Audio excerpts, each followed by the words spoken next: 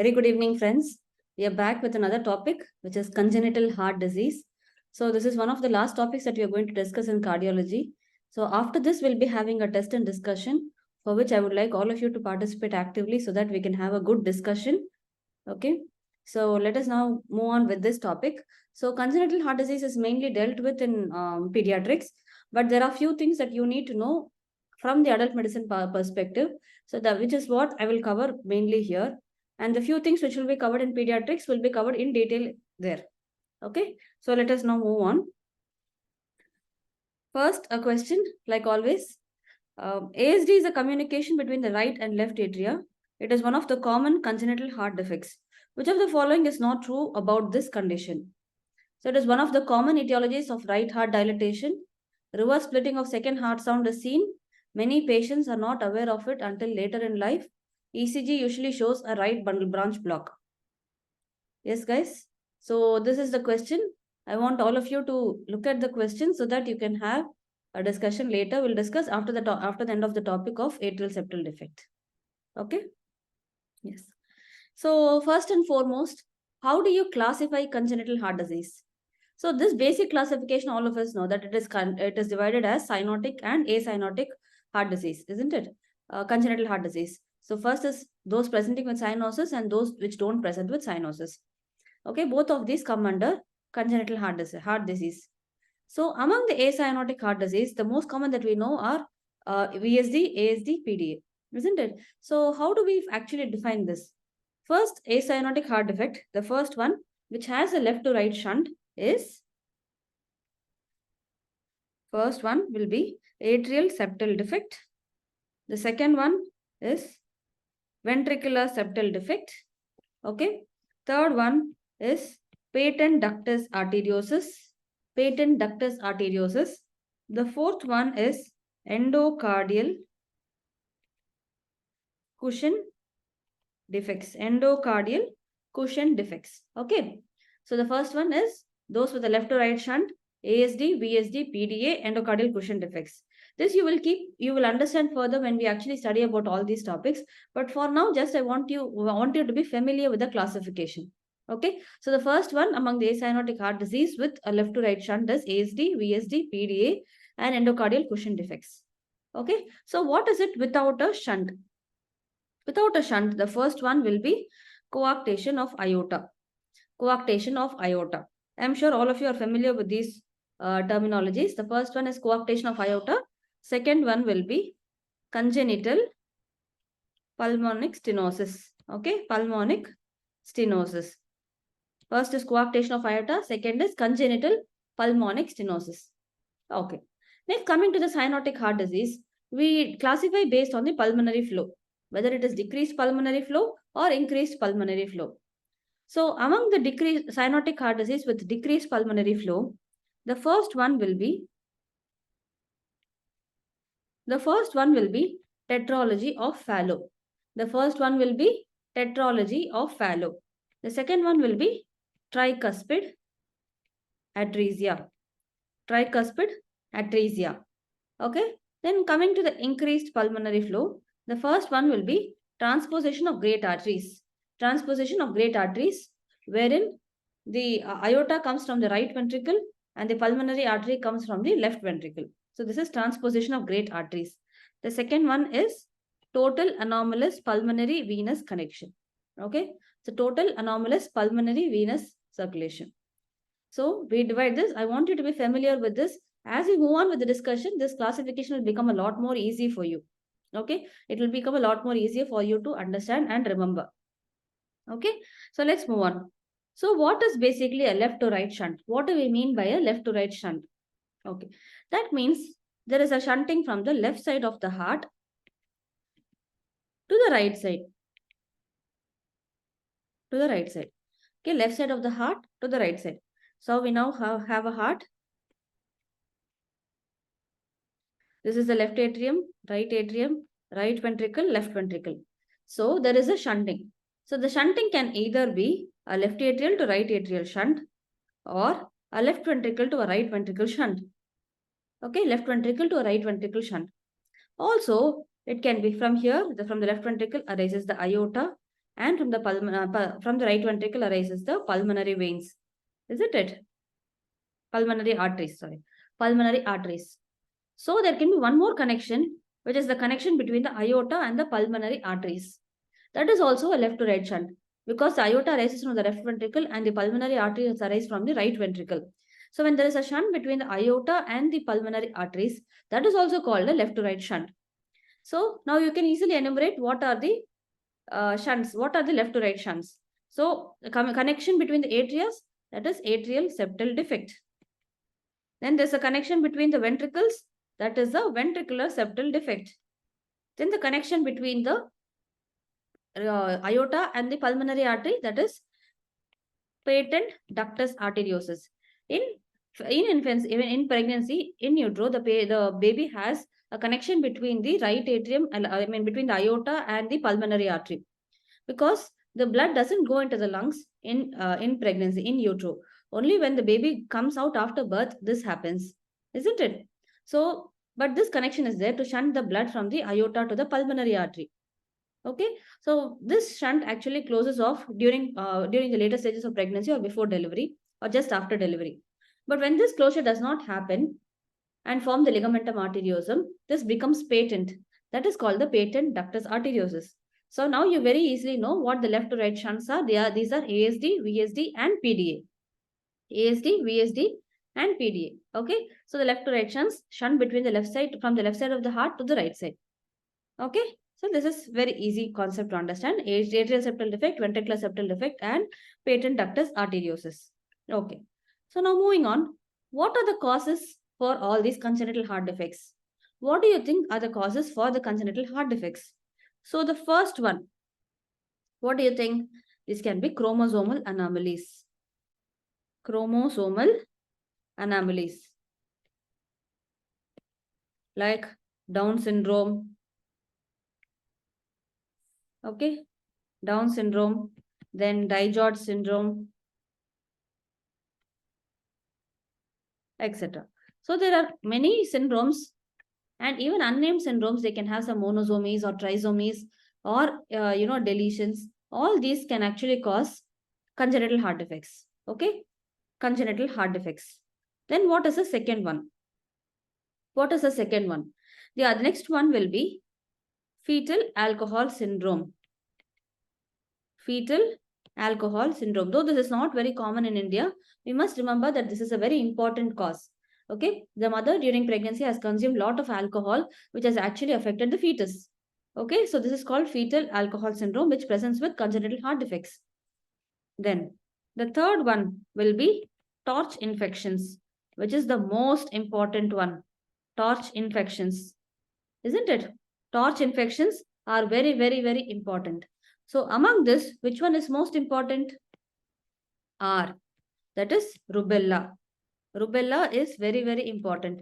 Infection with rubella during pregnancy, which may present just as small lymphadenitis, a mild fever with rash.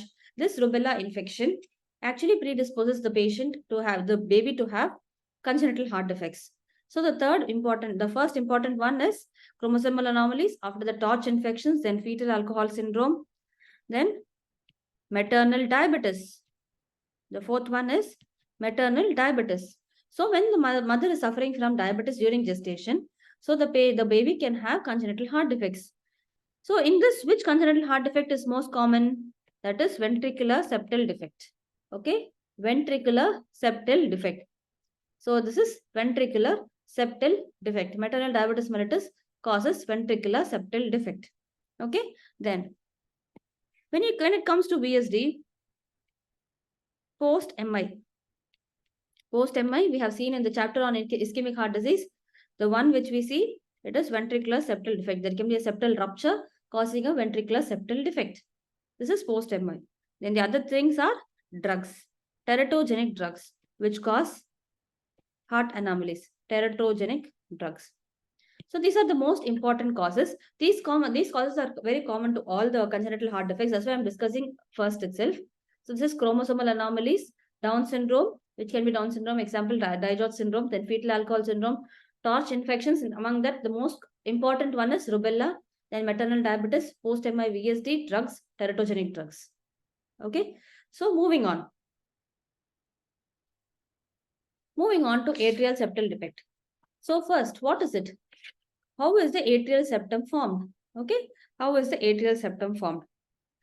So take a very close look at this picture. So this is the atrium. In this is the common atrium. This is the common atrium. What happens? This is the endocardial cushion. Okay. What is this? This is endocardial cushion. This one is one cut view and this is the membranous view. Okay. How I will actually see from on top. So this is this one. And this septal view is like how if you cut the heart like this is how you view that. When you see from top, then this is the view that you can see. The second one. Okay. So this is the endocardial cushions. Endocardial cushions. First, we have the septum primum. What is this? This is the septum primum. Okay. The septum primum grows from the top. Okay. And this is the ostium primum. What is this? Ostium primum. First, be familiar with the terms. Septum primum, ostium primum. Okay. So it begins to grow. The septum primum begins to grow from the top and it wants to come and reach the endocardial cushion. Okay. So what happens in between this? Some fenestrations develop. Okay. When this is happening, some fenestrations develop. Some fenestrations develop. And this continues to grow towards the endocardial cushion cushions. Okay. The septum primum continues to grow towards the endocardial cushions, but there are some fenestrations which are developing on top. Okay. So what do these fenestrations develop into? These fenestrations develop into the ostium secundum. Ostium secundum. Okay, so septum primum, ostium primum, then fenestrations develop and ostium secundum opens up. Okay, ostium secundum opens up. Now there is one more membrane which comes and wants to close the ostium secundum. Some membrane comes and it wants to close the ostium secundum, so there can be no communication between the left atrium and the right atrium. So what is that membrane called? It is the septum secundum. It is called the septum secundum. Okay, that comes and tries to close the connection between the septum primum and the ostium secundum and the septum. Okay, so it wants to close that. So you can see here, this is the ostium secundum. The septum primum has developed and the septum secundum is developing. Okay, and this is the endocardial cushions. Okay, so now there you can see the only defect between the right atrium and the left atrium is the ostium secundum, isn't it? So the only defect between the right atrium and the left atrium is the ostium secundum. Okay, so now what happens? There is a connection. You can see here, let me draw it easier. So this is the endocardial cushion defect. This is septum primum. This is the ostium secundum. And this is the septum secundum. Septum secundum. So there is a communication here. This is the fossa ovalis. What is this? Fossa ovalis. Now, due to the pressure changes in the heart after birth, this fossa ovalis actually closes. This septum just gets approximated and this gets closed. Okay. But if this opening is still patent, that is called patent foramen ovale. What is it called? PFO. That is patent foramen ovale. Patent foramen ovale. Okay. So this fossa ovalis is an opening, it's a natural opening between the right atrium and the left atrium. It is actually there so that the blood can flow from the right atrium during left atrium before the delivery happens. But once the delivery is happening, because of the pressure changes in the heart, because the lungs are open to circulation now, what happens? This fossa ovalis closes. This fossa ovalis closes. But if this still remains to be patent, then that is called patent foramen ovale, PFO. Patent foramen ovale. This is one type of ASD, but we don't discuss it because it is a right to left shunt. It is not a left to right shunt. Okay. So this is patent foramen ovale, but I want you to be familiar with the terms. First is septum primum, ostium primum, fenestrations develop, then ostium secundum opens up, then septum secundum comes to grow and it wants to close it. There is a fossa ovalis. If it does not close, it is called patent foramen ovale. Patent foramen ovale. So now coming to the types. What are the types of ASD? Okay. What are the types of ASD? So the first one will be ostium primum. Ostium primum. So what happens in this? You can see here, there is an ostium primum here. So if the septum primum stops developing here, what will happen? If the ostium primum stops developing here, it does not develop further. That means this ostium primum will continue to remain open, isn't it? So that is an ostium primum defect. Okay, that's an ostium primum type of defect of atrial septal in the atrial septum. Okay, ostium primum defect. This is not very common. The most common is ostium secundum defect. Ostium secundum defect. So when does this ostium secundum ASD happen? So the second one will be ostium secundum. Ostium secundum. Ostium secundum happens when the septum primum, the resorption of the septum primum is more. When the resorption of the septum primum is more, or the growth of the septum secundum is less. So when does this ostium secundum happen? When resorption of ostium primum is more, or growth of septum secundum is less. Growth of septum secundum is less. Okay. The resorption of the septum primum is more, or the growth of the septum secundum is less. That is when you have an ostium secundum type of ASD. Ostium secundum type of ASD. Okay. Now moving on to the third one, that will be sinus venosus. Sinus venosus.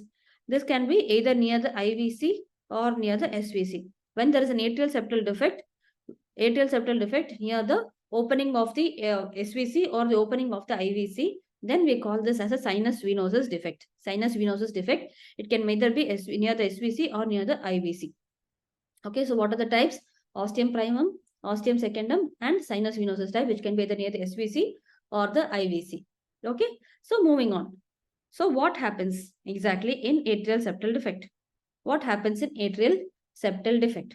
So the first one, let's start from the basic. There is a defect in the septum, isn't it? So there is a defect in the atrial septum. So what happens because of that? There is a blood flow from the left atrium to the right atrium. Why? Because there is increased pressure because of the pressure in left atrium. Okay, so what does this do? This causes movement of blood from the left atrium to the right atrium. Okay, so movement of blood from the left atrium to the right atrium. So what happens? Blood in the RA increases. So in turn, blood in the RV also increases. Blood in the RV increases. So what happens when the blood in the RV increases? So the first one, when the RV blood increases, the pressure inside the right ventricle increases. So what happens? This will transmit the pressure into the pulmonary circulation. We have seen this pathology even earlier.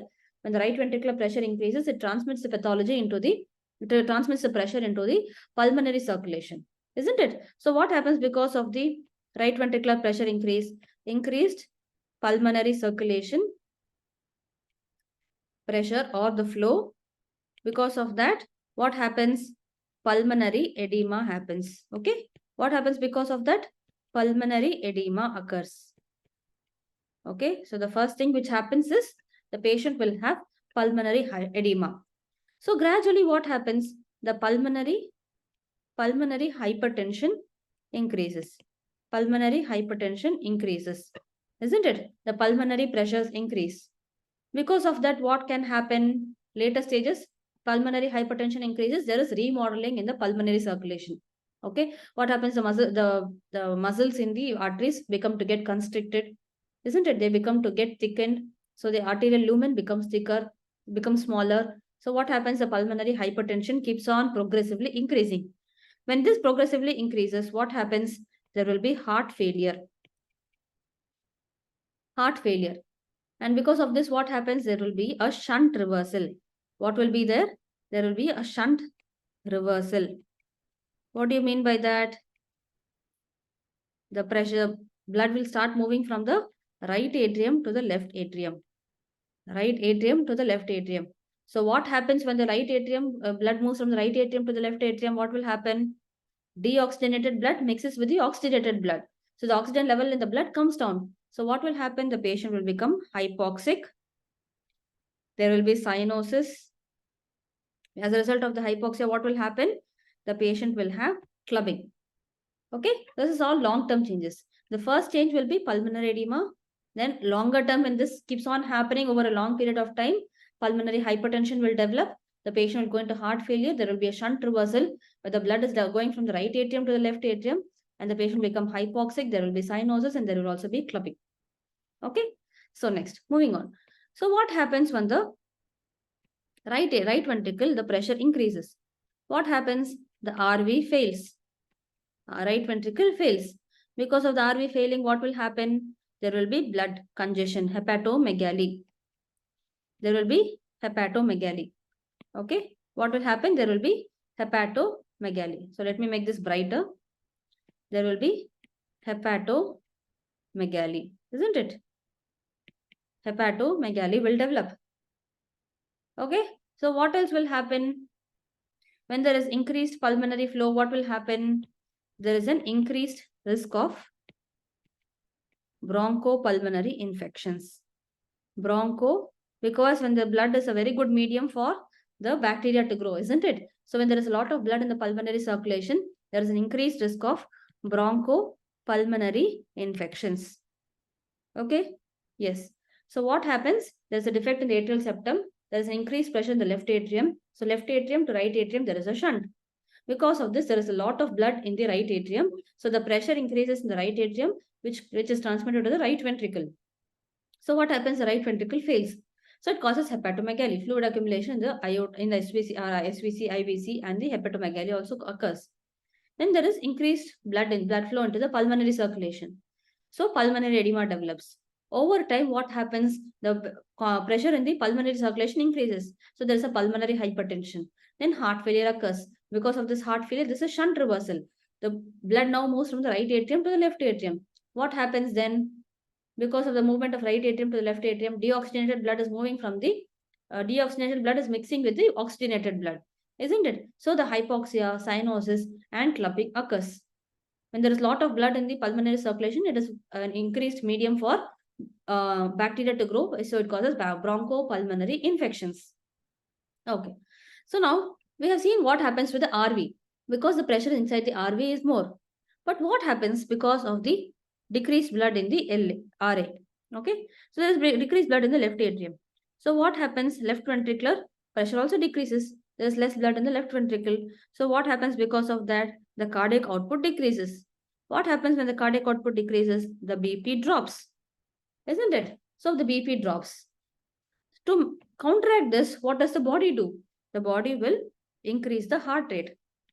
The body will increase the heart rate, increase the sympathetic activity, increase the sympathetic activity. So there will be increased sweating and increased fatigue.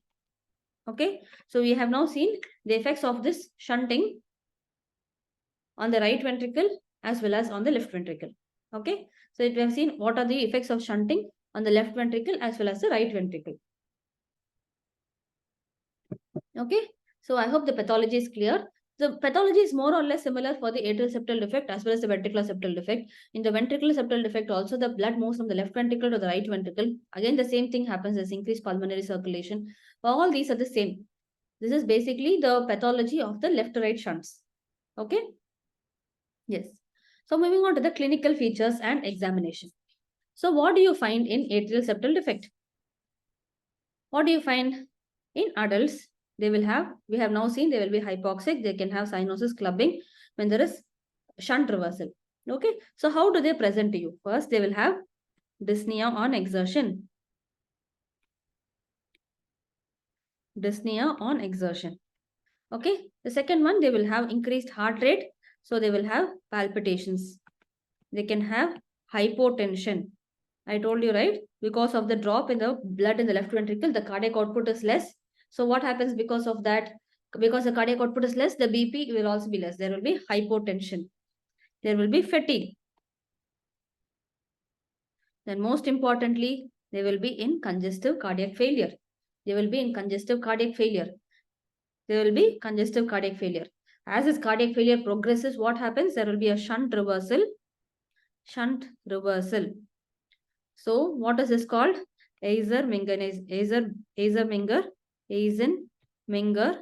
syndrome. Okay, Eisenmenger syndrome. What is this shunt reversal called? It is called the Eisenmenger syndrome.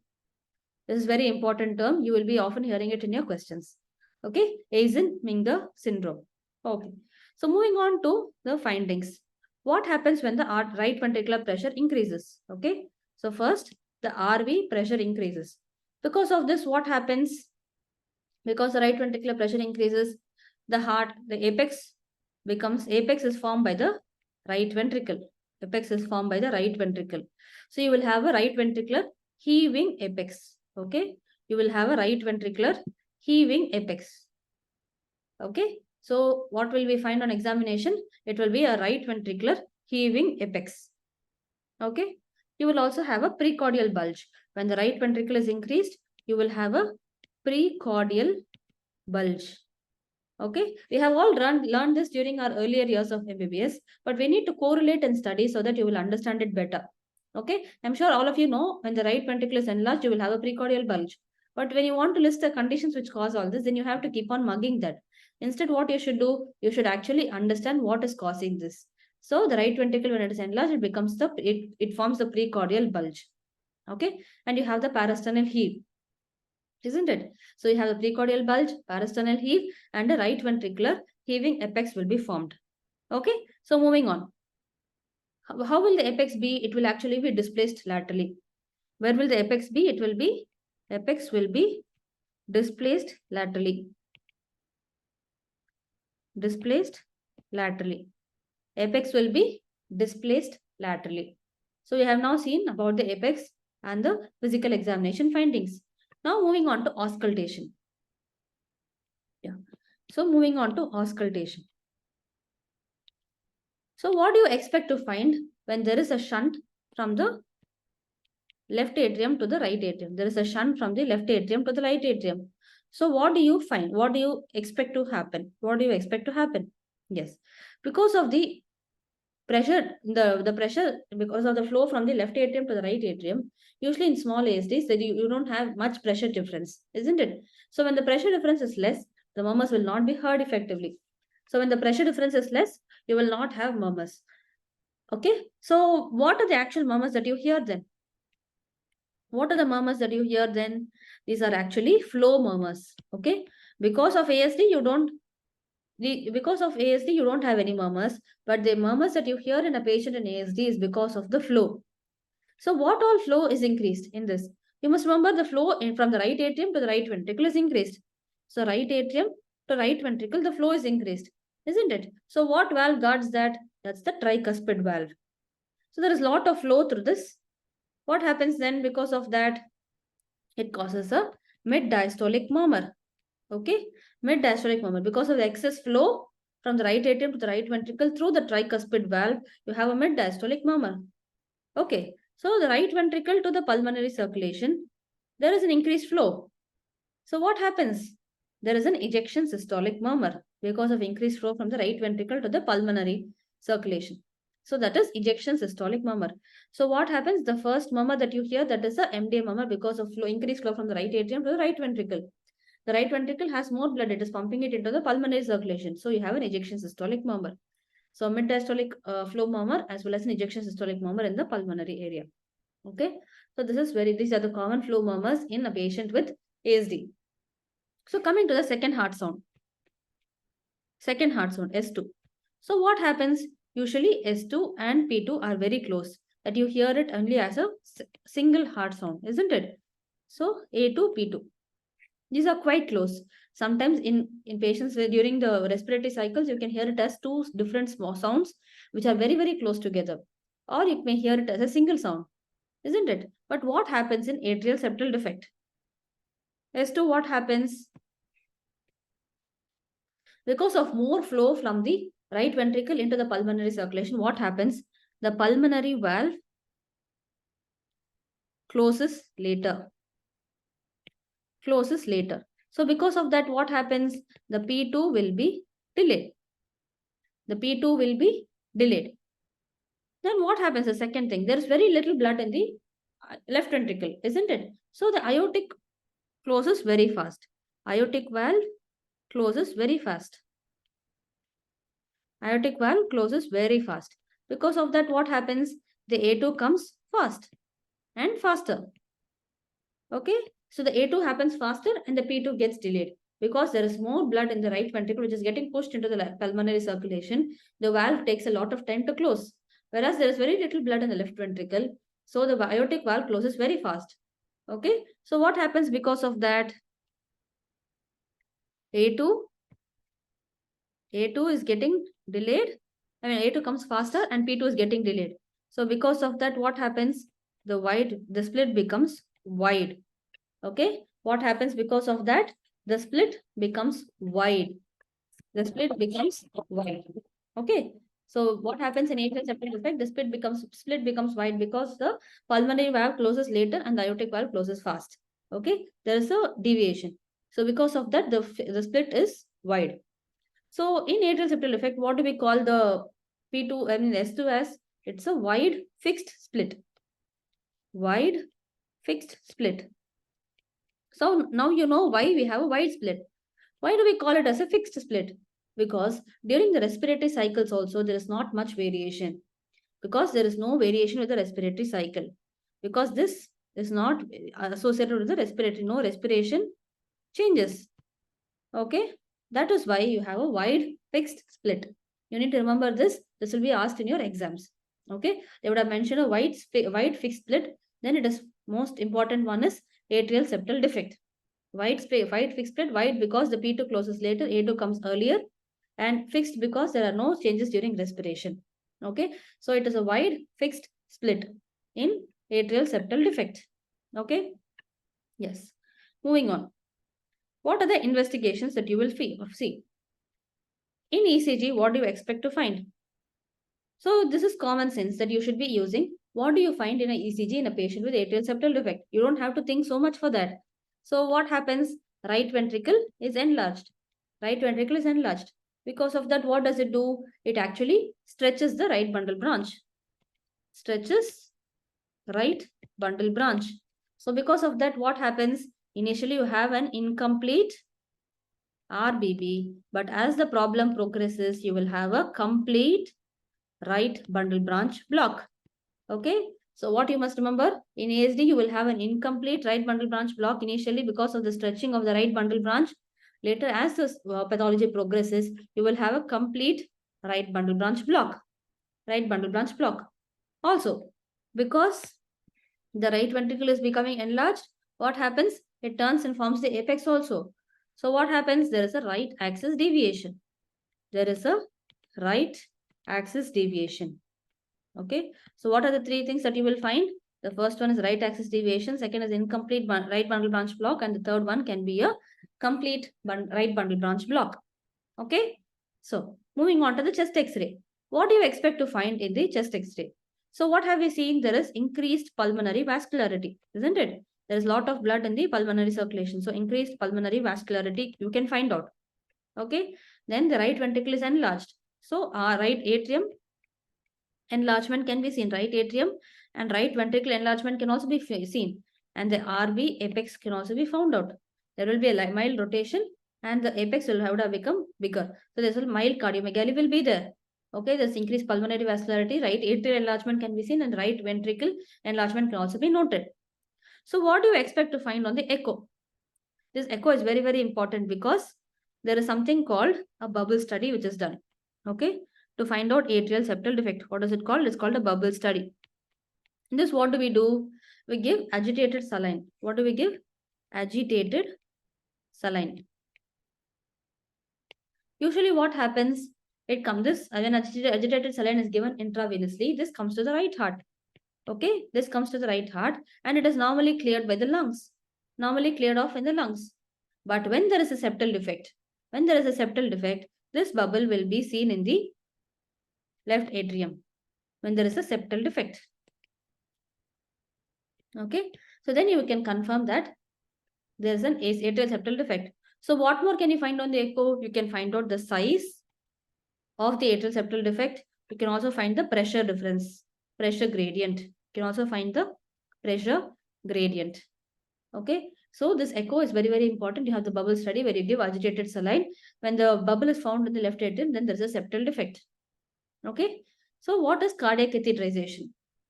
Cardiac catheterization mainly is very, very important because it measures the pressures. Measures the pressures. Okay.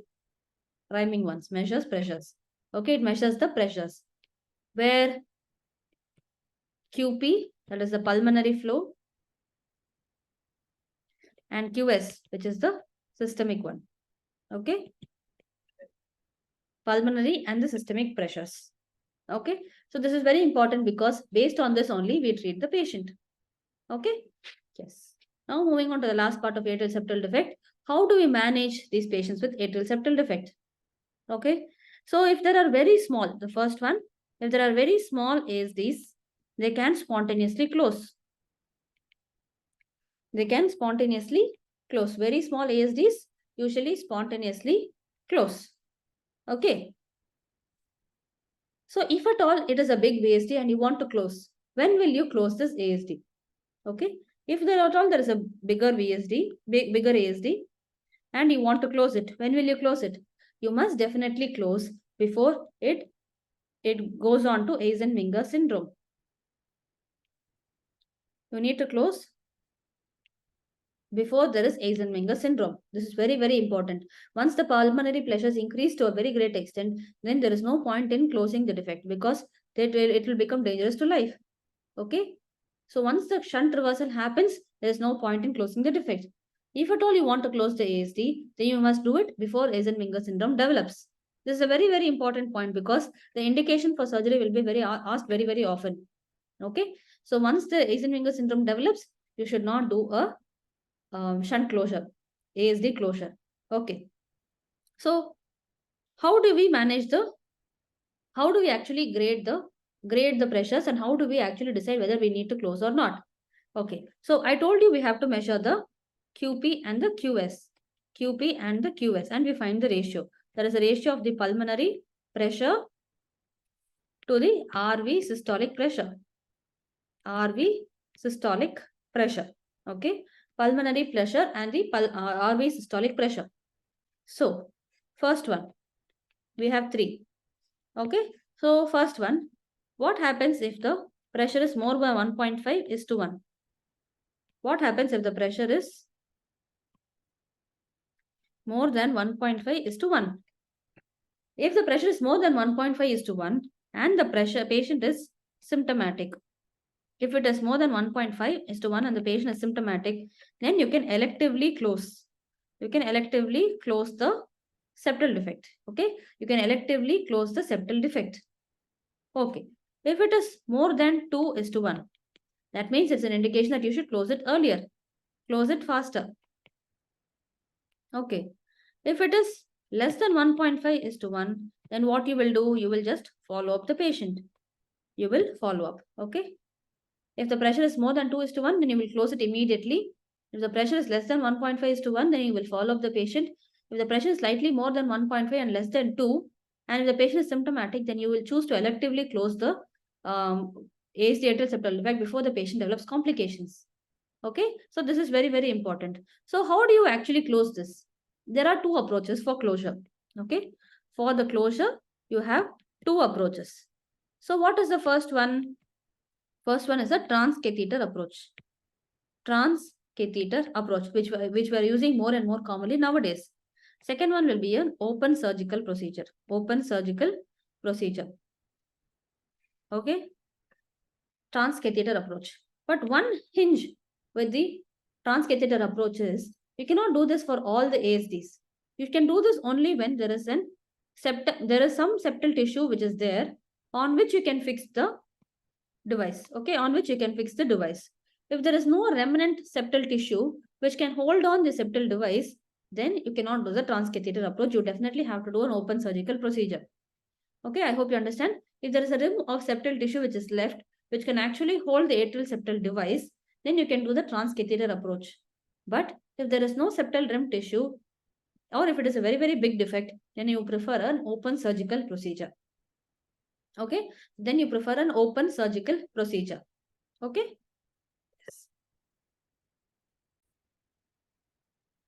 Open surgical procedure is done during that time.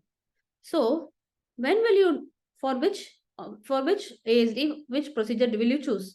Where there is an ostium secundum defect, you choose a device closure. When there is an ostium secundum defect, you usually choose a device closure. When there is an ostium primum or sinus venosus defect, then you will choose an open surgical procedure. You will choose an open surgical procedure if there is a ostium primum or sinus venosus defect. Okay? Yes. So this completes ASD. So let us now look at that question that we studied. ASD is a communication between the right and left atria. It is one of the common congenital heart defects. Which of the following is not true about this condition? First option is, it is one of the common etiologies of right heart dilatation. There is a reverse splitting of second heart sound. Many patients are not aware of it until later in life. ECG usually shows right bundle branch block. I told you, because of the RV stretching, the right bundle branch gets stretched. So there will be a right bundle branch block. So many patients are not aware of it until later in life because the defects may be so small and the pressure difference may not be that much. So they are not very symptomatic.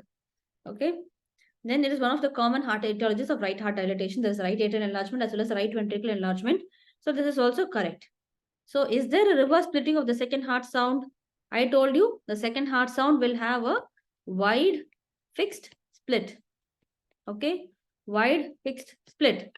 This is very, very important. All of you should remember this term, ASD, wide fixed split. What are the murmurs? Flow murmurs, ejection systolic murmur because of the flow from the right atrium, flow from the pulmonary right ventricle to the pulmonary circulation, and a mid-diastolic murmur because of flow from the right atrium to the right ventricle.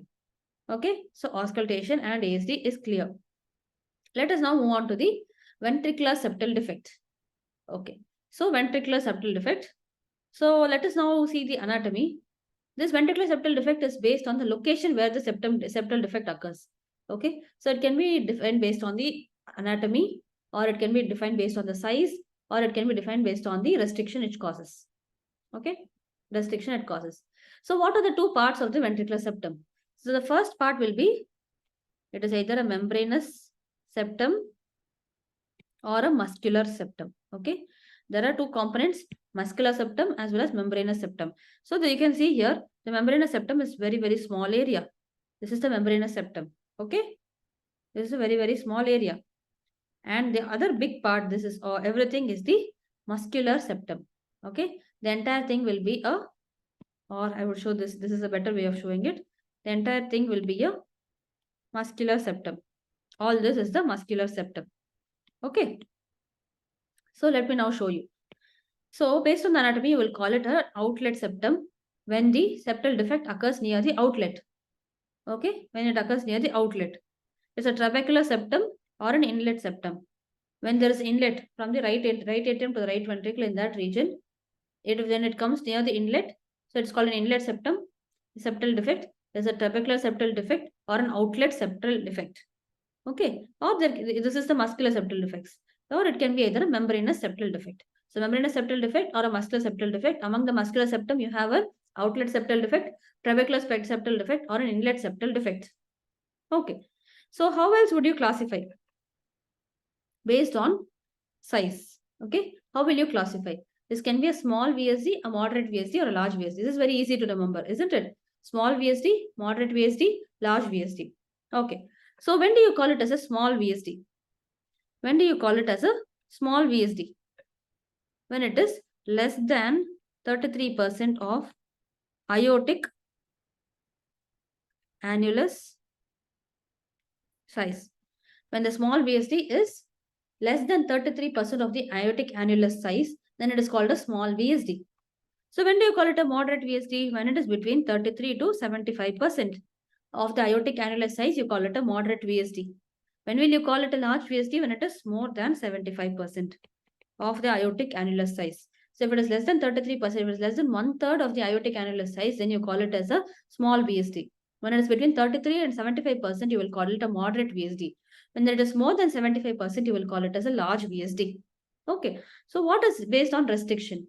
It's either a restrictive VSD or a non-restrictive VSD. I want to make it very clear to you. Non-restrictive means when the defect, ventricular septal defect is more, the flow from the left ventricle to the right ventricle can be very, very fast. So there is no restriction to the flow. Whereas when you have a small VSD, because of the small surface area in that region, the pressure is more. What happens? the pressure is more. So this septum actually offers some restriction to the flow from the left ventricle to the right ventricle. So restrictive VSD is a smaller defect, whereas non-restrictive VSD is a bigger defect. Okay, non-restrictive VSD is a smaller defect. Okay, so based on the size, we have seen based on the anatomy, muscular or membranous. Among the muscular, you have the inlet, trabecular, as well as the outlet septum defect. Then based on the size, you have small VSD, moderate VSD, and large VSD. Based on the restriction, you have restrictive VSD and non-restrictive VSD. Another important one that I want you to remember, I have given this picture. What is this? This is Swiss cheese, isn't it? What is this? This is Swiss cheese, which has a lot of holes in this. You can see there are a lot of holes in this. Similarly, when the ventricular septum has a lot of holes, like here, this is called a Swiss cheese defect. What is this called? Swiss cheese defect type of ASD. Swiss cheese defect. One more thing I want you to remember about this Swiss cheese defect is, you can see here, this is SCD. So, surgical closure is difficult. SCD. So Swiss cheese defect, surgical closure is difficult. I want you to remember this. If it is a Swiss cheese defect of VSD, then the surgical closure is difficult. SCD. Okay. This is very, very important. This is also, this can also be asked as a one-liner in your MCQs. Swiss cheese defect. Okay. So we have now studied about the classifications. So what do you think the symptoms will be? I told you restrictive happens when this a defect is small. So the pressure increase will be more, isn't it? But if there is a non-restrictive defect, the pressure variation will be very less. Okay. So what happens when there is a restrictive VSD? This patient will be asymptomatic. Because it is only a small defect, the patient will be asymptomatic because this is a small defect. But what happens when there is a non-restricted defect? When it's a big VSD, lot of blood will move from the left ventricle to the right ventricle. What will happen? The baby will have a congestive cardiac failure because there is a lot of blood moving from the right atrium, left ventricle to the right ventricle. What happens? There's no blood in the left ventricle. So because of that, the patient will have congestive cardiac failure. So what will he show? He will show failure to thrive. Recurrent admissions. The baby will show recurrent admissions. There will be failure to thrive. There will be a lot of sweating. There will be a lot of fatigue during feeding. Okay. All this are very important. So what other thing happens, like you already studied, the pulmonary pressures will increase. So there will be a pulmonary hypertension. Because of that, what will happen? There will be a shunt reversal. So the shunt now becomes from the right to left shunt. Because of that, what will happen? Congestive cardiac failure, cyanosis, hypoxia, and clubbing. Cyanosis, hypoxia, and clubbing will actually develop because the pressure, because the size of the defect is large, there will be a lot of blood moving from the right atrium to the right ventricle to the left ventricle. Okay, left ventricle to the right ventricle. As the pressures increase, the shunt will move from the right ventricle to the left ventricle. Okay, there's a shunt reversal. Eisenmenger syndrome develops.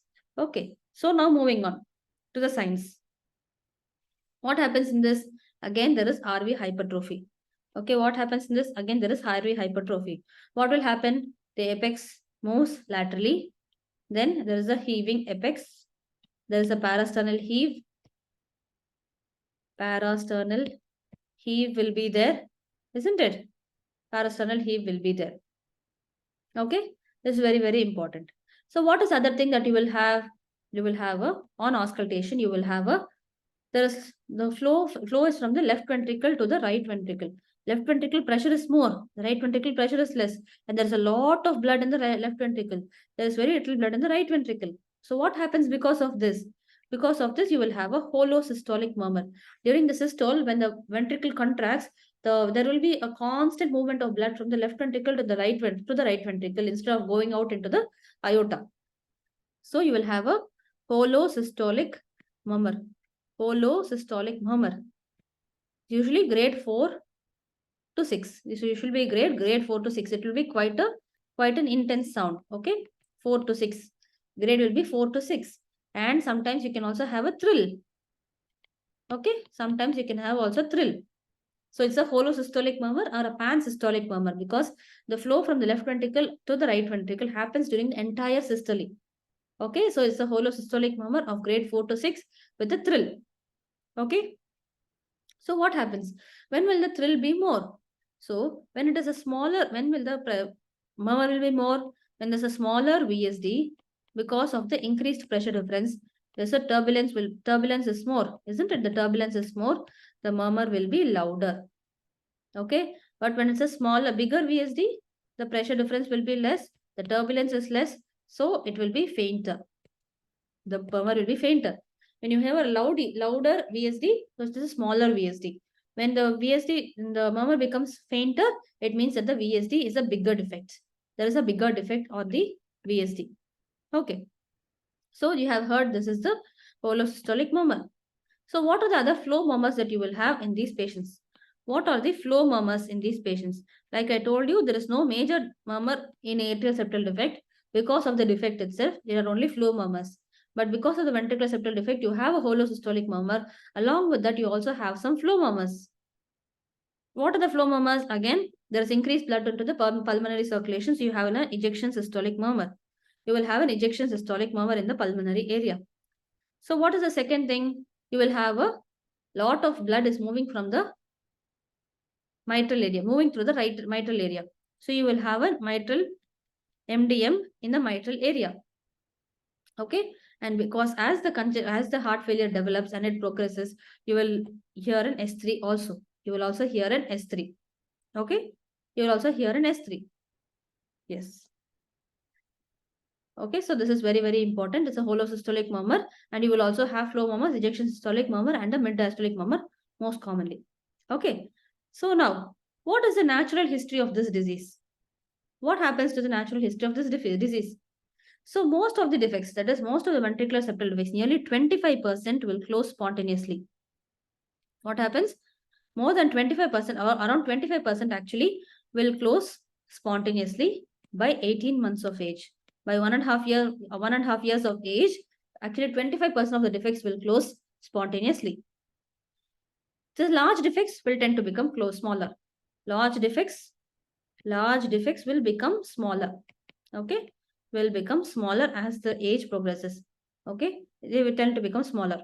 Why does this happen? This is because the muscles will grow. Because the muscular septum grows. Because the muscular septum, the muscles in the septal part actually grow. Because of that, the defects will tend to become closer. Or what happens? The tissue from the tricuspid valve will actually come and approximate with this and try to close this defect. Because the tricuspid septal leaflet will actually try to close this defect. Leaflet closes this defect. So because of that, the large defects tend to become smaller, and 25% of the small defects will actually close spontaneously by 18 months. So what happens? These patients with ventricular septal defect, they're actually more prone for infective endocarditis. More prone for infective endocarditis. Why does this happen? Because of the jet.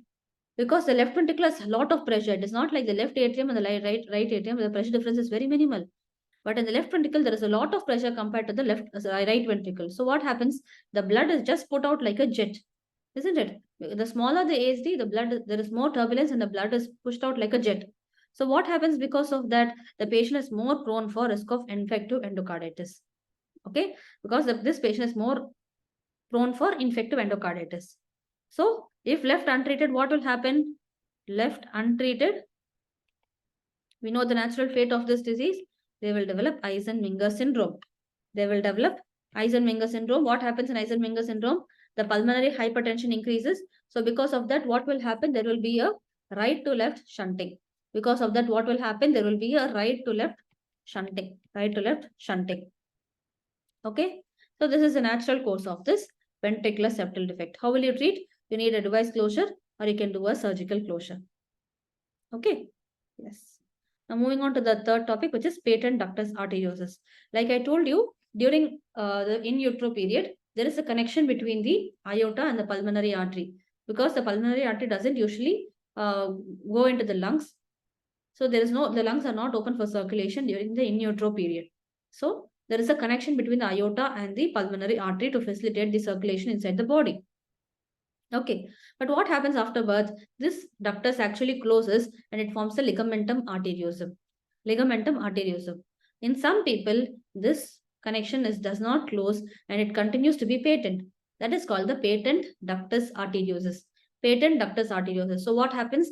This aorta is a high pressure system and the pulmonary artery is a low pressure system comparatively. Okay, so what happens? There is a movement of blood from the aorta to the pulmonary artery, left side of the heart to the right side of the heart. Okay, so left to right shunt will be there. Okay, so this is what happens. Okay, so this is a connection between the aorta and the pulmonary artery. Aorta and the pulmonary artery. So what happens in preterms? If they are born with a patent ductus, what do we give this? We give this baby indomethacin. Okay, what do we give this baby? We give this indomethacin. This is a prostaglandin inhibitor. What is this? This is a prostaglandin inhibitor. This indomethacin is a prostaglandin inhibitor. It will actually close the defect because prostaglandin is a vasodilator. If you give an inhibitor, it will actually close the ductus arteriosus. Okay, so what are the types of patent ductus? So if it is very small, then it is called silent. Silent PDA when it is very, very small. When the communication is very, very small, it is called PDA. It is only seen only on echo. Seen in echo. Okay, there is no symptoms actually. Okay, so what is the second type? There is a small PDA. Then the third one will be moderate. And the fourth one will be large.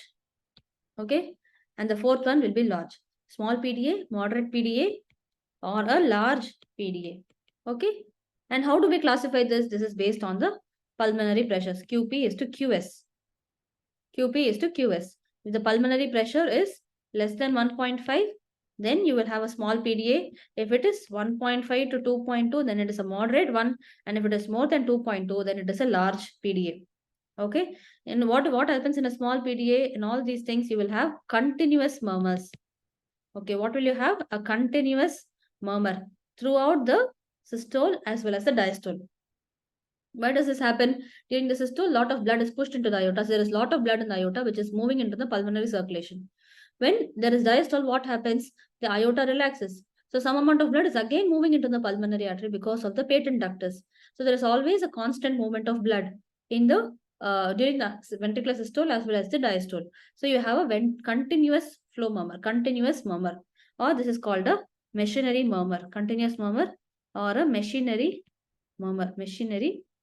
murmur. Okay. So what happens when this Eisenmenger syndrome develops in this patient? When the Eisenmenger syndrome develops in this patient, what happens? The murmur will be lost. Murmur will be lost because there is a shunt reversal. Murmur will be lost and the pulmonary hypertension will increase. So because of that, you will have an ejection systolic murmur. And what will happen? The most important point of PDA that you will remember, that you need to remember, which is very, very commonly asked in your exams, is differential cyanosis. Differential cyanosis, isn't it? What happens? Because of this differential cyanosis, there you will have pink fingers and blue toes. Okay, because of lesser oxygenated blood moving into the circulation, you will have blue toes and pink fingers. Differential cyanosis can also occur. Okay, so what are the symptoms? Small, they will be asymptomatic. And if it is a bigger one, they will have exercise intolerance. Exercise intolerance, the patient will have edema, then they will have dyspnea, they will have palpitations. The patient will have exercise intolerance. He will not be able to exercise. So you will have exercise intolerance. Exercise intolerance is very, very important. Okay. So what will you find on examination? Like I told you, the pulse pressure will be wide. Pulse pressure will be wide. Okay. Then you will have a continuous missionary murmur. Continuous missionary murmur will be there. Okay. And the P2 will be loud because there is a lot of blood in the pulmonary circulation now. So because of that, the P2 will be loud. And you can also have a thrill. The continuous murmur, you can actually feel as a thrill. Okay. You can actually feel as a thrill. So how do we treat these patients? If they are born preterm and the ductus is still open, then you give the baby indomethacin, which is actually a prostaglandin inhibitor. Okay. And if it is progresses and you're finding it later in life and the patient is very, very symptomatic, what do? You do a surgical closure. You can do a surgical closure. Okay. So moving on to the next topic, which is coarctation of aorta. So what all have we discussed right now? We have done ASD, VSD, and PDA. Next, moving on, we are moving on to some topics which are very exam oriented. Okay, I'll be covering the important points alone in this. Okay, what is coarctation of aorta? Coarctation is actually a narrowing in the aorta. Narrowing in the aorta. How do we classify this? This is classified based on the location of the ligamentum arteriosum. Okay, so if the ligamentum arteriosum is here and the dilatation, and the constriction occurs at this point, so it is preductal. Okay, preductal. If it happens after that, then that is postductal. Okay, so preductal and postductal. As you can see, here is the ligamentum arteriosum, and here you have the defect. Okay, this is after the ductus. So what is this called? This is called postductal. Okay, postductal. Here you can see the ligamentum arteriosum is here, and the constriction is here. This is called preductal. Preductal. Okay, postductal and preductal. So what happens in this? Because of this preductal and postductal, the blood flow into the lower limbs is reduced. Okay, the blood flow to the pulmonary, to the extremities will become reduced. Because of this constriction, what happens? The blood flow to the extremities will reduce. But the perfusion into the brain and other organs up will be normal. Okay, the perfusion to these structures above will be normal, whereas the descending aorta and all this, the blood flow will be very, very less. So there will be a defect in the circulation in the lower limbs or the lower extremities. So that is why this coarctation of aorta is very, very important. We have already studied this in the topic on hypertension, isn't it? So there will be differential BPs in the upper limb and the lower limb. So it is very, very important that you check the BP in the upper limb as well as the lower limbs in these patients, in all patients, because you can suspect a coarctation of aorta. Where do you suspect? This is very common in patients who are young females. Young females. This is very, very common in young females. This is all just I'm revising whatever we have studied earlier. Isn't it? Coarctation of aorta is common in young females. And you will have a differential hypertension. Upper limbs you will have hypertension, but lower limbs you will have less BP. Okay? Yes. So there is something called a Schoen complex. This is also an exam question. There is something called a Schoen complex. So what is this? Coarctation of aorta plus multiple left heart defects. Multiple left heart defects. So this is called Schoen complex. It's very, very important that you must remember Schoen complex. Okay, coarctation of aorta plus multiple left heart defects. Okay, just remember this. So how is it associated and with what is it associated? These associations are very important because when you get a question in your MCQ, you will see that the question reads like the patient has Turner syndrome and he has all these defects. So what is the most common congenital anomaly in this congenital heart defect in these patients? So Turner syndrome is most commonly associated with coarctation of aorta. So it becomes very, very important to know the associations. So like I told you, the first one will be Turner's syndrome. Turner's syndrome. This is very, very, very important. Okay. The second one will be, they can also have a bicuspid valve. They can also be associated with bicuspid valve. Okay. The third one will be berry aneurysms. Berry aneurysms. Berry aneurysm is actually associated with many, many conditions. Even polycystic kidney disease is also associated with berry aneurysms. Collagen defects are also associated, connective tissue disorders are associated with berry aneurysms. So berry aneurysms are very, very important. They are associated with many, many conditions. And one among that is this coarctation of aorta. Okay, berry aneurysm. Okay, next one. What is the next one? Ventricular septal defect or associated mitral valve defects. Okay, mitral valve defects. So the most important one you must remember is the Turner syndrome. This Turner syndrome is very, very important. So what are the clinical features in these patients? Like I told you already, it is more common in young females. Then the patient will have hypertension, varying blood pressure in the upper limb and lower limb. Upper limb BP will be more than lower limb BP. Upper limb BP will be more than upper limb BP. And what will happen to the pulses? Pulses will decrease in the lower limbs. There will be low volume pulses in the lower limbs. Low volume pulses in the lower limbs. And what happens because of this? There will be lot of collateral formation. There will be lot of collateral formation. Collaterals formation. What do you mean by collaterals? Because of the Because of the decreased blood supply to the lower extremities and the abdominal organs, what happens? Two arteries will combine and join. They will join together to actually supply that region to compensate for this defect in the defect in the less blood coming there. Okay, so to compensate for the less amount of blood coming to the lower extremities and the lower organs, what will happen? Two arteries will actually combine, they will actually join and form collaterals. They will form new blood vessels so that that area can be perfused without any compromise. See, this is not a life-threatening condition, but you will see that these patients actually can be seen in around 20s to 30s, also 30 years of age, and they will not be symptomatic at all because this is because of the collateral formation. This is because of the collateral formation. I've shown you a picture here. You can see here this artery, they try to form collaterals and actually perfuse these other organs. You can see here this artery and this artery combine and they form collaterals here to supply the other organs. Okay, so this is collateral is very, very important. Okay, I want to tell you some collaterals is not very important. The names of these arteries are not really important, but you must remember so that you can have an idea and understanding of how the perfusion happens.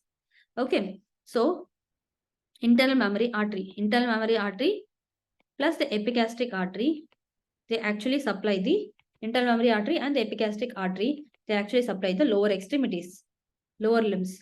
Okay, then what happens? The subclavian artery and the intercostal arteries actually supplies the abdominal organs. So you can see how the body compensates for this decrease in blood in the post the coarctation of aorta. What does the body do? The body actually tries to compensate by using other vessels to form collaterals and supply the abdominal organs and the lower limbs.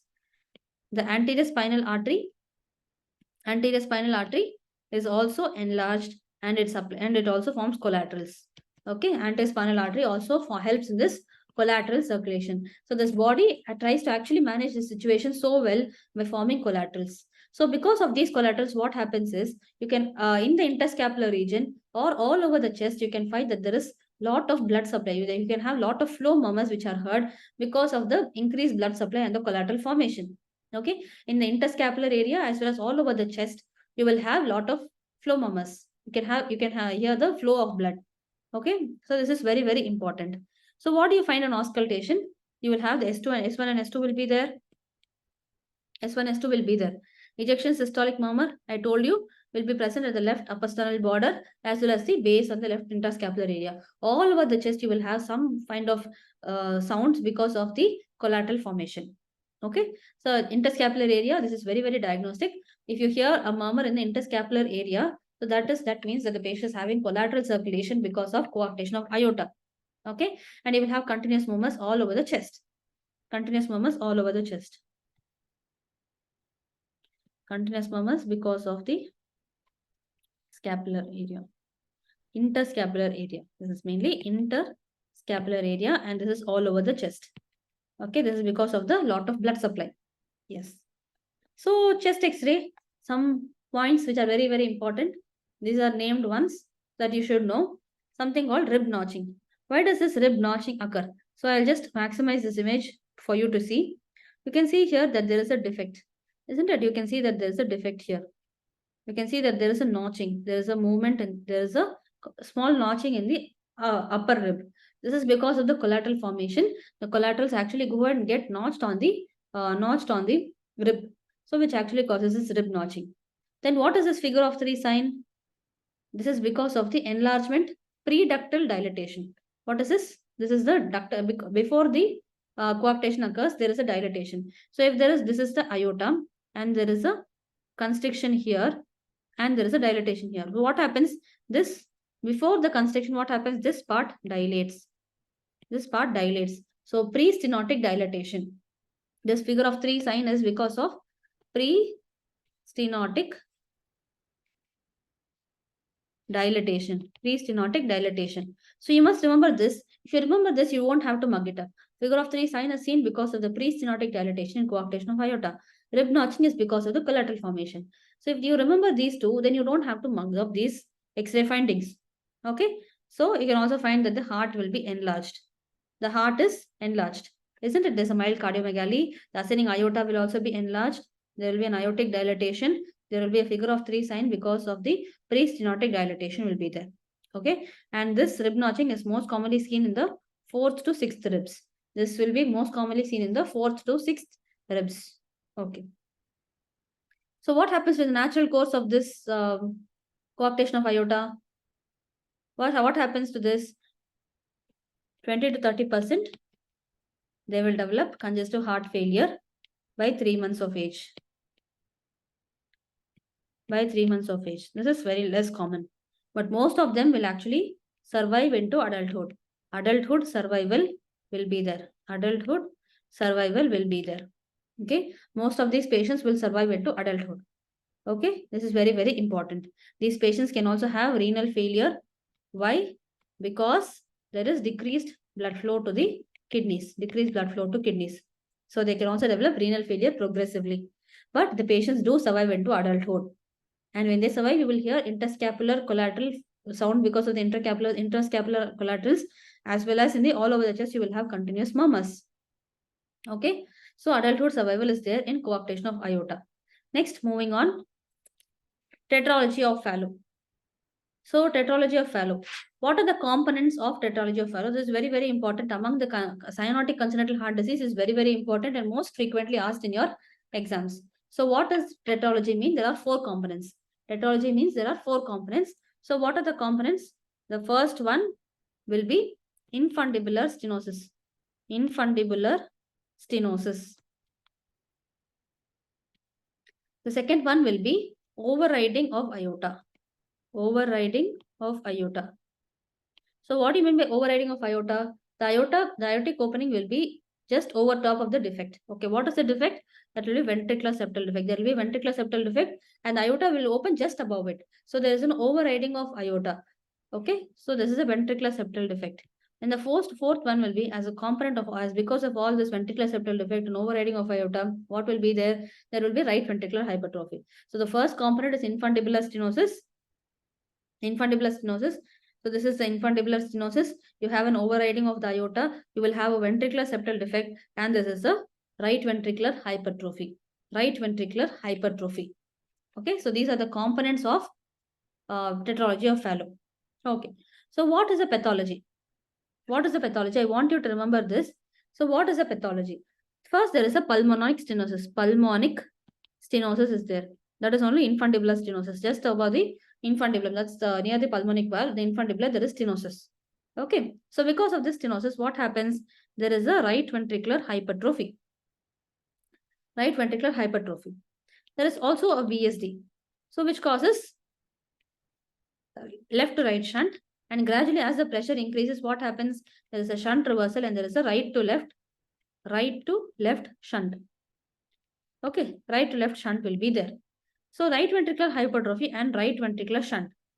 What happens because of that? The pressure equalizes. Pressure equalizes. When the pressure equalizes, what happens? There will be right ventricular will flow, right ventricle to the pulmonary artery will increase. Because of that, what will happen? There will be an ejection systolic murmur. Ejection systolic murmur will be there. And the patient will develop cyanosis because of the shunt reversal. There is no left to right shunt. This VSD is actually silent. But in this, because of the right ventricular hypertrophy and the pulmonic stenosis, what happens? The pressure difference will not be great and the patient will develop cyanosis. Okay, the cyanosis will be there. This cyanosis will actually be, the severity will be actually directly proportional to the severity of pulmonic stenosis. Severity of pulmonic stenosis. What happens? Because of the pulmonary stenosis, lot of blood does not go into the pulmonary circulation for it to get oxygenated in the lungs. If there is no oxygenation, there will be cyanosis, isn't it? Because of the infundibular stenosis, lot of blood is not going out into the pulmonary circulation. Because of that, there is not much of oxygenation happening, so the patient will have cyanosis. So this is the most common finding. It is cyanotic congenital heart disease. Okay, this cyanosis is actually directly proportional to the severity of the pulmonic stenosis. This is very, very important. Okay. In these patients, cardiac failure will never occur. Cardiac failure never occurs in these patients. Cardiac failure never occurs in these patients. Okay. So this is a pathology. Because of the pulmonic stenosis, lot of blood will not go into the pulmonary circulation. Because of that, what will happen? Less oxygenation, they will have cyanosis. Okay. Yes. So what is cyanotic spell? These are also called the TET spells. What are they called? TET spells. Cyanotic spells or the TET spells. What happens in this? When there is exertion, when the baby is exerting, they will develop hypoxia. Because of this hypoxia, what will happen? There will be vasodilatation. So peripheral vasodilatation will be there.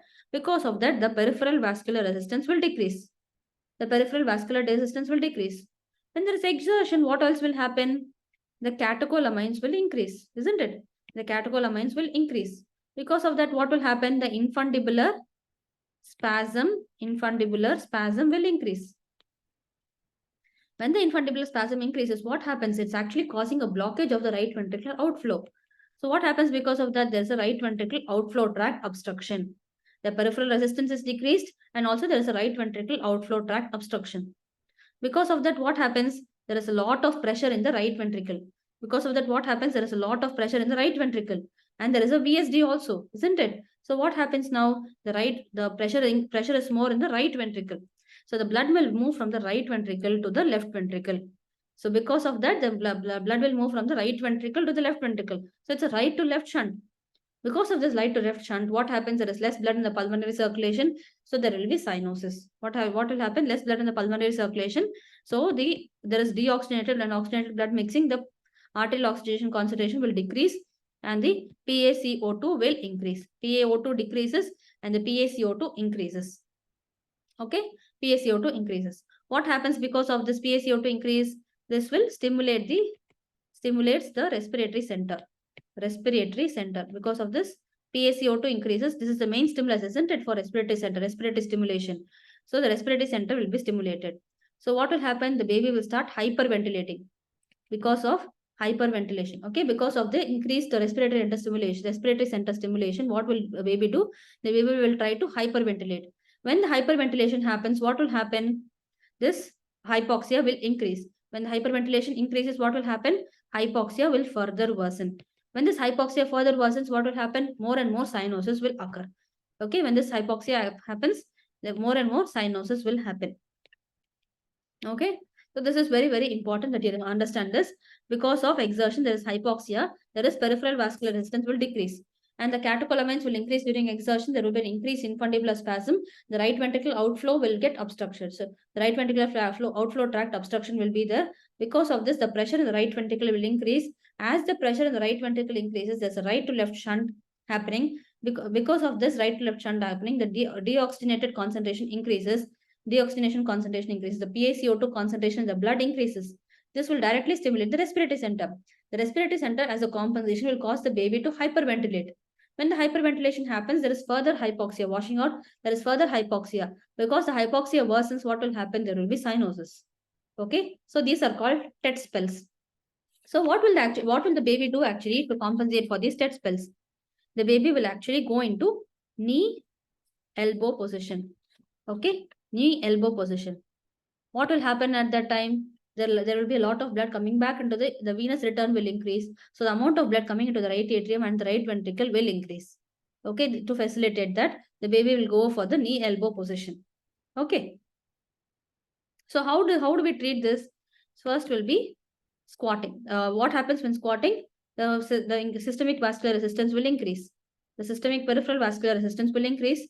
Because of that, what? The shunt will decrease. The right to left shunt the right to left shunt will decrease because the systemic vascular resistance is actually the afterload. So when the afterload increases, what will happen? The pressure increase inside the left ventricle will also increase. Okay. So because of what? Then the shunt from the right to left will be reduced.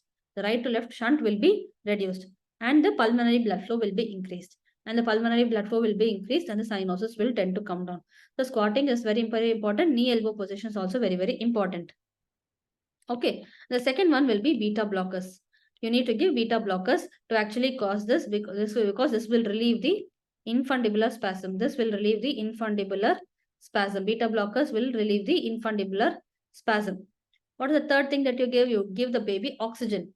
Oxygen is very important. If you increase oxygenation concentration, then the hyperventilation will reduce and the hypoxia component will be taken care of. So you need to give oxygen. The fourth one that you need to give is morphine. You need to give the baby morphine. So you need to ask the baby to squat. You have to give beta blockers and you need to give oxygen, then the morphine. Oxygen and morphine. Oxygen is very, very important to be given. Okay. So the next thing, what is this? This is a boot-shaped heart, isn't it? So this is a boot-shaped heart. Where is this seen? Boot-shaped heart. We all know this. This is in Tetralogy of fallot. Okay. Boot-shaped heart in Tetralogy of fallot.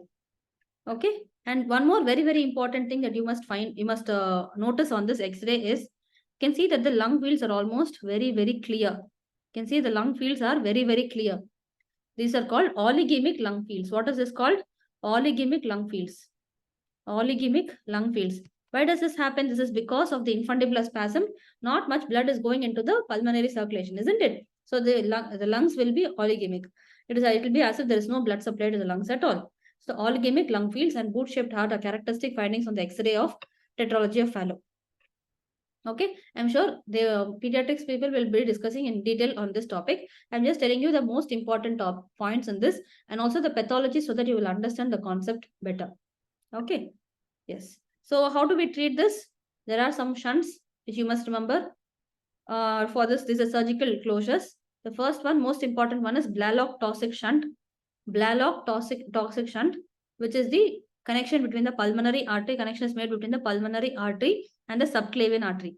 So this is a subclavian artery, and this is the pulmonary artery. As you can see, this is a pulmonary artery. As you can see, there is a connection between the pulmonary artery and the subclavian artery. The shunt is formed between these two. So this is called Blalock toxic shunt. Okay. So the next one will be Watterson shunt.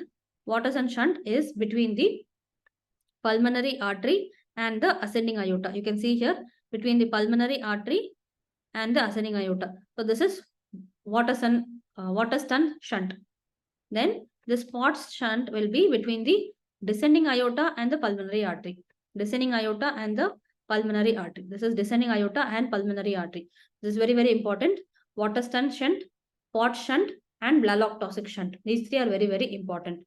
Right pulmonary artery and the descending aorta. Then Watterson will be left pulmonary artery, left, and this will be the left pulmonary artery. This is right pulmonary artery. So left pulmonary artery and ascending aorta will be the Watterson shunt.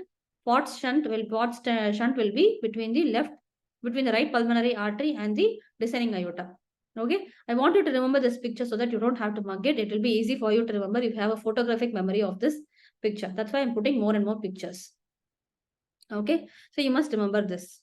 So what are the complications? The patient will have brain abscess. Okay, they can have brain abscess. They can have infective endocarditis and they can have arrhythmias. Okay, they can have arrhythmias.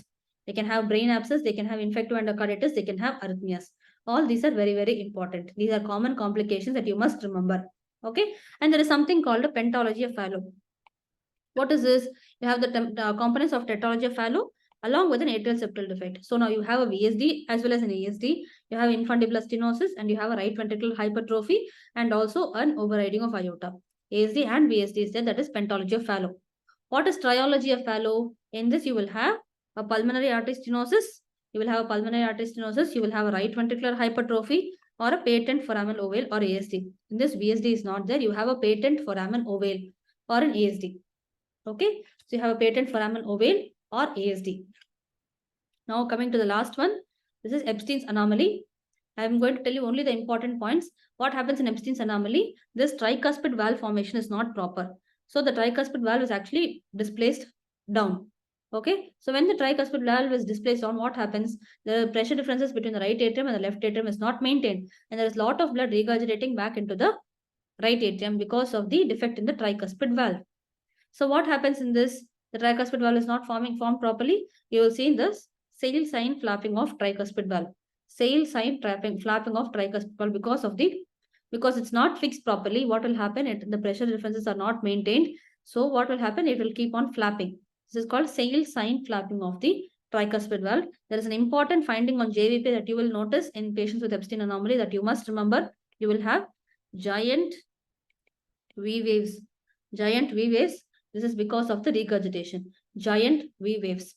And one more important thing that you must remember is this finding, which you must remember. This is the box-shaped heart. What is this? Box-shaped heart. We'll revise all this at the end. The X-ray findings, we will revise it at the end. So a box-shaped heart is found in which one? This is the Ebstein's anomaly. Ebstein's anomaly. What happens in Ebstein's anomaly? The tricuspid valve is not formed properly. Okay, sail sign flapping of the tricuspid valve and the giant V waves on the JVP is very, very important. Box-shaped heart on X-ray. These are 3 important points that you must remember about Ebstein's anomaly. So let us now discuss some questions. ASD can be treated closed surgically or through a catheter-based approach. In which of the following should ASD be closed? Yes, they should be closed in all cases. If QP or QS is more than 1.5:1, when there is a shunt reversal or when there is severe pulmonary hypertension. Thus, this shunt reversal and severe pulmonary hypertension, what does this mean? That the patient has gone into Eisenmenger syndrome. So, when the patient has gone into Eisenmenger syndrome, this is a contraindication for closure of ASD. Contraindication for ASD closure. Contraindication for ASD closure. So, you must remember this is a contraindication for ASD closure. So, in these 2 conditions, you cannot do the ASD. So, should it be closed in all cases? No. When it is a very, very small, you can actually wait for it to close by itself. Isn't it very small ASD? It will close by itself. But if the pressure difference is more than 1.5:1, when the QP to QS is more than 1.5:1, then it is better that you close the defect. Okay. So, this is the answer for this question. Yes. Next one. A 24-year-old mother was treated for rubella during her pregnancy. After delivery, the neonate has cyanosis in the lower limbs, but the upper limbs are normal. On auscultation, a continuous murmur is heard. Which of the following is appropriate management? So what does this baby have? This baby has PDA, patent ductus arteriosus. Why? Because I told you the most common rubella torch infection during pregnancy predisposes the patient to have PDA. PDA is a very common association for rubella in the mother during pregnancy. Okay. So after that, what does this patient have? This patient has baby has differential cyanosis. And there is a continuous machinery-like murmur. So all these point towards patent ductus arteriosus. So this is how you analyze the question. Okay. Then the answers will become very easy. I told you what happens. You have to give prostaglandin inhibitor. What is it? Prostaglandin inhibitor. Which one will you give? Indomethacin. You have to have what should you give? Inhibitor, prostaglandin inhibitor, which is indomethacin. When should you give it? You should give it within the first week of life. Within the first week of life. So you should give prostaglandin inhibitor, which is indomethacin. When should you give it? You should not wait till the first month and all. You should give it in the first week of life. Okay. So indomethacin, prostaglandin inhibitor in the first week of life. That is the answer. So what is congenital rubella syndrome? Congenital rubella syndrome, it is for you have cataract, you have microcephaly, you have mental retardation, deafness, and cardiac abnormalities. So what is the most common cardiac defect? I told you, you have PDA. The most common defect will be PDA, patent ductus arteriosus. Okay. The ASD can also be found in patients with congenital rubella syndrome, but the most common one will be patent ductus arteriosus. And this one is just for your revision. So in patients with tetralogy of fallot, what do we have? Chest X-ray. You have a boot-shaped heart. Then in patients with coarctation of aorta, we have studied this. There will be a figure of 3 because of the post-stenotic dilatation of the aorta, and there will be a rib notching because of the collaterals. In Ebstein's anomaly, what will happen? Because of the undue dilatation of the right atrium and the right ventricle, you will have a box-shaped heart. Box-shaped heart. And next 2 things that you must remember will be transposition of gate arteries. You will have an egg on string appearance. And TAPVC, you will have a snowman or figure of 8 appearance. Figure of 8 appearance.